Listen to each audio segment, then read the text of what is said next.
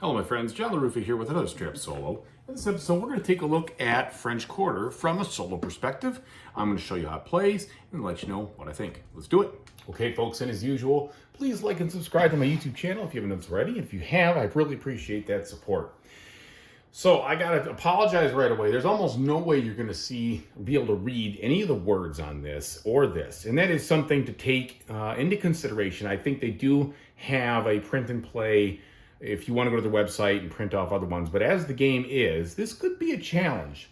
I also would say that it is very hard to read the streets' names because they are in different colors that just blend in. Overall, I like the aesthetics and I like the way it looks. It is a little bit difficult to see, especially if you're getting up there in age. So just be aware of that.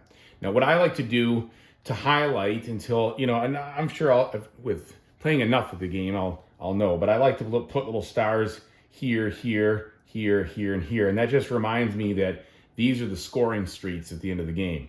So these are the ones that I really want to make sure I map out if I want to score through here. Okay, so how does this game work? Oh, I just realized I haven't been keeping track of my rounds, but that's okay. I'm actually in the 5th round. There's only 8 cards in each deck, so you really don't even have to keep track of these, but let's just do it for good measure. So I am starting the 5th round right now, and the way it plays is, I'll just kind of walk you through it as I go. The first thing you're going to do, and this is for the solo mode, you use this mayor deck for the solo mode. You can also use it for a variant, but this basically drives the actions of what's going to happen. So you flip this over, and if it has this little icon right here, that means that the mayor will choose first. It also will move the mayor's limousine, and it means that you cannot write down or take actions in any of the buildings that are on either side of this street. So this whole row over here of 2 buildings, off limits, okay? Then we're gonna flip over all these other cards, and these are the different actions that you can do in the round, okay? And what we're gonna do is we are gonna roll all the dice, and we're gonna put them out here by color. And the only thing the dice are gonna do is they're going to tell you what number you can write in the building you decide to visit. The card is going to tell you how many spaces or how you can move, and also which actions you must take, okay, when you choose that die. And then on the building itself, there are these teeny tiny little icons, which also will dictate where you're going and how it looks, all right? Now, let me just check something real quick from last time. Yeah, so I actually needed to do this. All right, so this was gonna go here. Pardon my, oh no, that's not it. Yeah, nobody took that die. Okay, never mind. All right. So, actually, no, I did. Sorry, I'm just trying to fix something that I just did just a minute ago. We're gonna put that over there. Okay, so that's 1, 2, 3, 4, 5. I'll explain what I'm doing here with the second line in just a second. All right, now, the way the game goes is that you're gonna take an action, then they're gonna take an action 2 times, okay? Or vice versa, depending on who's the first player. In this case, he's gonna take an action right away. And it's very, very simple. They basically just deny you that die. That's it. So the overhead and the learning of how to do the mayor card and all that other stuff is minuscule in this game. You really can focus on what you're doing. And even if you go away from the game for a while, it's not hard to remember. It just takes your die. So you have these choices here of what's left over. And so what I'm going to do, because this is all kind of blocked out, I'm actually going to use the riverboat die here because I want to go down to the Decatur Street over here or in front of North Front Street. So I actually will do this. First, you do these icons, okay? So that means I got to go out partying. And so I'm going to mark this spot right here because when you go out partying, you mark an X in this next space over here. Then I'm going to go out and buy something. And I mark this over here. Because those were just squares, nothing happens. There was no icons associated. I'm just going up slowly on these tracks. All right, now that I've taken that action, now I move. And I get to pick any of these buildings down here. I'm actually going to pick this building over here. And then I resolve the building action. In this case, it's one of these buildings where if you visit it, the more of these types you visit, the higher your score goes in the game. And there's 4 of them. So right now I'm scoring 12 points for visiting 3 out of 4. And then because I have a 5, I can write down a 5 on this block as long as it is the same or plus or minus 1 from any other building that's next to you. You see how I have 6s and 5s over here? That's because they're all the same or plus or minus 1 anything that it borders. And so that's the little puzzle with this game is you're trying to write down as many of these buildings as you can on the scoring streets, and you're trying to get the multiplier up by going down this route, these rows. And that's a bulk of your score. The other thing you're going to do for the score is the second line, which I'll show you in a second. So since I took the riverboat, they skip the riverboat, they take the walk. So now I have these left. I can either socialize or I can do the streetcar. I'm going to socialize, all right? And I'll tell you why I'm going to do that in a second. Mostly because I want to trigger the movement of the second line so I can keep scoring it. So this, first of all, I have to do the socialize. Now, the socialize track is full of harmful things, actually. And in this case, I'm going to end up at the end of my turn, I have to go ahead and go to jail. And I have to roll a number, and that number won't be able to be used or marked anymore. Because when you get too drunk on Bourbon Street, bad things happen. All right, then the star means I could take any other action, and I do want to take it right here on Bourbon Street because I want to get this multiplier up. So now it's a ×3. And I'll talk about how that works at the end. Now, I can move one space, and I'm going to move to this chain store over here. And because I chose a 5, I can still mark it. It's still okay to use a 5 there. And it's got a little tuba, which means I'm looking at a street performer here busting out some tuba time rag. And when you mark one of these street performers, you also mark an icon down here, which in this case is some of the, you mark one of these on St. Anne. And I have a choice, which you can't see here because it's just too small. Either I up my multiplier or I take one of these special bonuses right now. And I'm going to do that. I'm going to do this. And it says gain any one performer icon. So I will. Because the performer icons are basically like a set collection kind of thing at the end of the game.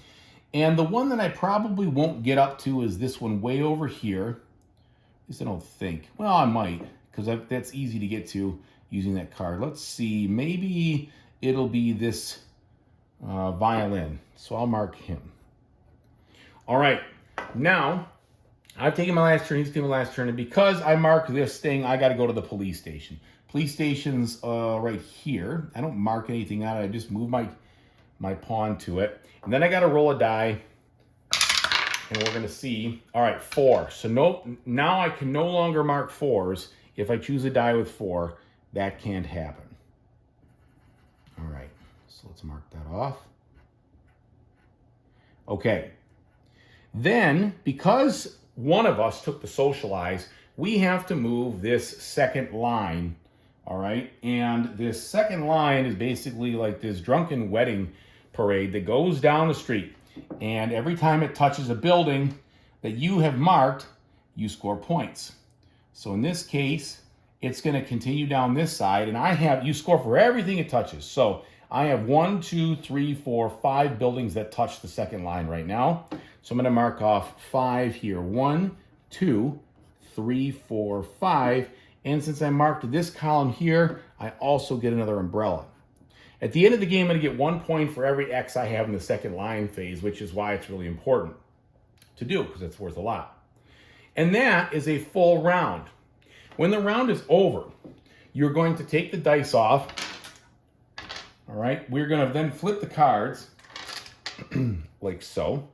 It's going to tell me St. Louis. So the mayor's going to St. Louis Street, and that is this one right here. So that means none of these buildings can I go to.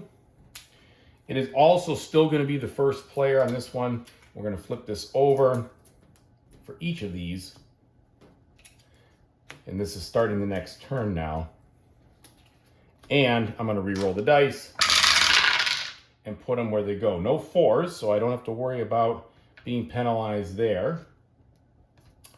And there you have it. And you keep playing for 8 rounds. Now, at the end of the 8th round, you're going to score for each of these different 5 categories. You're going to take the multiplier, and you're going to multiply it by the number of buildings you have marked on that street on the board. So as an example, if I look at this right here, let's just move that out of the way.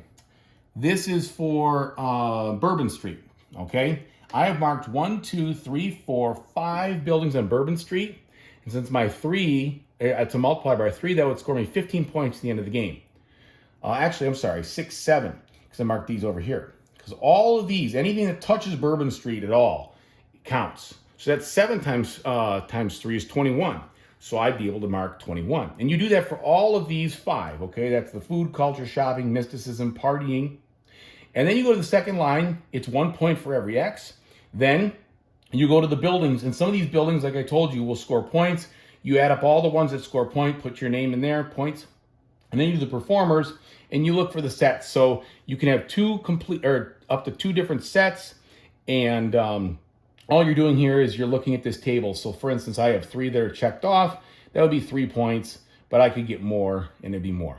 Then you sum your score up at the end and you compare yourself to this little chart here to see how you did. Also, if for ever any reason you cannot mark a building out here with a number because it doesn't fit, you took a die that doesn't fit, you just put down an umbrella. And if you can never, if you can't mark something in general, usually you just, I'm sorry, an umbrella is over here. Usually you just mark an umbrella. And the bonuses are different things. So for instance, I said the Bourbon Street bonuses are all bad. That's true. But this one, like I said, I gain 1 performer. Here I can start a personal second line of the map. Here I can then gain any 2 different types of performing icons. They got to be different. This one lets me put a W down once. That W would be, it would count as a building marked, but it is like a 0, or it doesn't really do anything. But it's sort of like a wild building, as in W. And then here I could treat all umbrellas as 2 umbrellas, and then I could score extra for every star, etc. And then over here, this helps me move a little better. And this one over here will help me to fill out some other stuff and do various things. So that is what you got going on in this game. Let me tell you what I think about it. Okay, so from a solo standpoint, this game couldn't be simpler. Basically, the only thing the solo opponent does is block some spaces that you can't use on the map and deny you some dice. And to me, that's perfect for a roll and write. Because when I'm playing a roll and write, most of the time, I'm usually pretty tired, or I'm just not in the mood for something heavy. I'm in the mood for something lighter, quicker, funner, and also something that I could just snag off the shelf, put down and play almost immediately without having to remember extensive procedures and things like that. And I just found that out about myself, to be honest. I wouldn't say that I knew that. Over the years, it just kind of comes about that I sell the roll and writes that don't fit into that category, and I keep the ones that do. And that's because I think I have heavier games around me that I reach for more if I want to do something that requires more cerebral power. Now, this game isn't a boring, just do what the dice tell you and, that's it, and it kind of plays itself. This game, you have some good, meaty choices.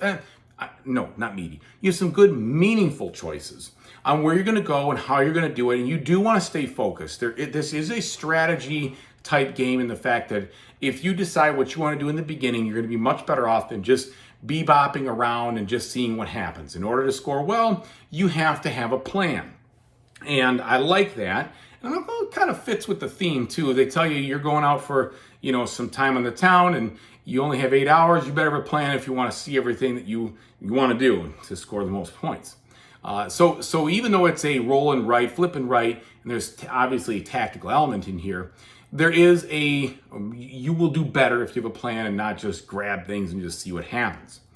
And from that standpoint, I like the game a lot. And I also like the game a lot that the choices that you do and the buildings that you visit, all of it can kind of work into like I said, that grander plan versus just filling out a little bit over here, filling out a little bit over there. I think it's well put together in that regard.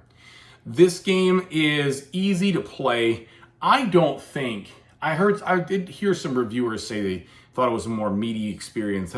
I'm really not thinking so. After you understand which streets score and have played it a couple times, you realize this is how it works and this is how I do well. And I wouldn't say there's majorly agonizing choices to be had here. But nonetheless, it's fun and it's a good solid roll and write. I'm going to be playing it for a while. I like it. The reason it'll probably stay in my collection is it fits the bill, like I talked about in the first place.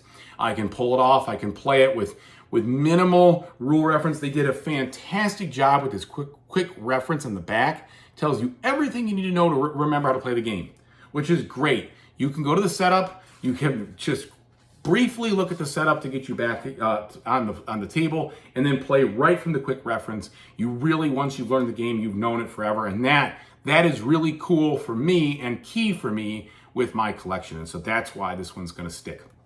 And I had talked about selling Three Sisters a long time ago. That's why that one didn't stick, because with Three Sisters, there is more. I think Three Sisters has more going on. There's a little more meat and potatoes in that game, but there's also a whole thing where you've got to remember how the solo player interacts with you and things like that. And normally I don't have a problem with that, except when I'm picking up a roll and write.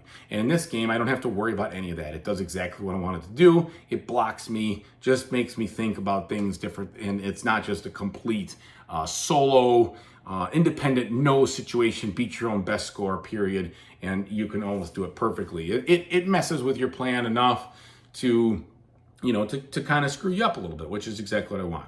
So I like this one. I do. I don't think there's anything majorly revolutionary here. It isn't going to be my favorite roll and write, but it fits right into the category of roll and write that I like, and it'll be on my shelf for a long time because it provides me some variety.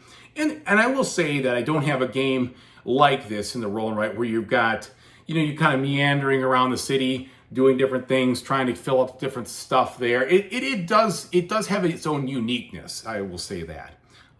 And so anyway, thanks so much for watching. If it looks like something you'd like, I'm glad I helped. If it looks like something you wouldn't like, I'm glad I helped. Either way, as I always say, whatever you decide to do in the future, I really do hope you have a fantastic time doing it. Take it easy, everybody.